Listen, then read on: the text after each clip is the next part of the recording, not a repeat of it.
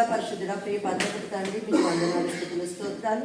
ఈ అవకాశాన్ని ఇచ్చిన మీకు నిండు కృతజ్ఞతాస్తుతులు చెల్లించుకుంటూ ప్రభా దేవా నాయన నా తండ్రి ఎన్నిక లేని వారిని ప్రభా నాయన ఎన్నుకొని ఈ స్థానంలో నిలబెట్టిన మీకు కృతజ్ఞతాస్తుతులు చెల్లించుకుంటూ మీ పరిశుద్ధాత్మ అగ్నితో ప్రభా నాయన నా తండ్రి ఈ వాక్యాన్ని బోధించుండగా మీరే మాట్లాడమని సమస్త మహిమ ఘనత ప్రభావములు మీకే అర్పించుకుంటూ నజరేయుడైన యేసుక్రీస్తు నామములో ప్రార్థించి అడిగి వేడుకుని ఉన్నాం తండ్రి.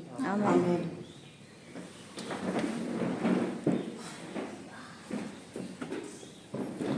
కొరింథీయులకు రాసిన మొదటి పత్రిక 1వ అధ్యాయము 27 నుంచి 29 వచనాలు.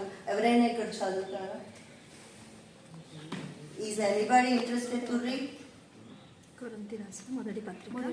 మిమ్మల్ని పిలిచిన పిలుపును చూడుడి, మీలో లోకరీతిని జ్ఞానులైనను గనులైనను గొప్ప వంశము వారైనను అనేకులు పిలువబడలేదు.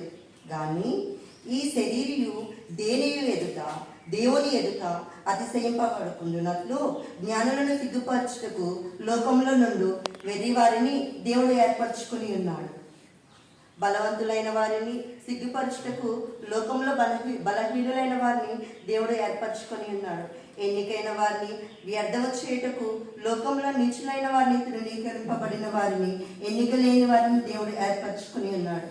ఈరోజు నేను ఒక స్టోరీ చెప్పాలనుకుంటున్నా. అది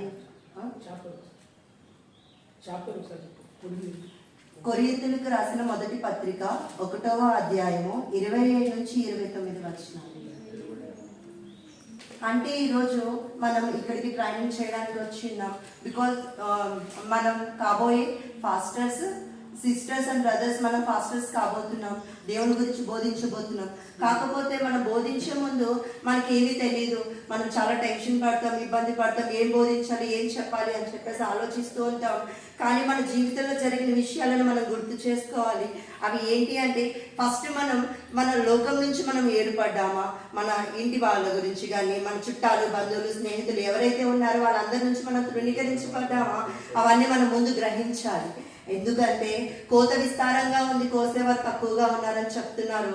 కానీ ఆ కోత కోసేవారు ఆలోచిస్తారు, ఒక కత్తి పట్టుకొని వెళ్ళిపోయి ఆ కోత కోసేసి ఎక్కడ పడేస్తే అక్కడ పనులు పడేస్తే అది పంట మంచిగా ఉండదు. పంట పండుతుంది, కాకపోతే దాన్ని మనం పోజేసి ఆ విత్తనాలను మనం గ్యాదర్ చేయలేం. అలాగే ఇప్పుడు మనం బోధించుండగా మనం పాస్టర్స్ అయి ఉన్నాం, కాకపోతే మనం బైబిల్ పట్టుకొని వెళ్ళిపోయి ఈ వాక్యాన్ని ఇక్కడ అక్కడ అని చెప్తూ ఉంటాం. కానీ వాళ్ళ హృదయం ఏ విధంగా ఉంది, ఏ నేల వలె ఉంది, మనం ముందు గ్రహించాలి. ఆ విత్తనాన్ని, వాక్యం అనే విత్తనాన్ని మనం వాళ్ళ హృదయాల్లో నాటేటప్పుడు ఏ విధంగా మనం నాటుతున్నాము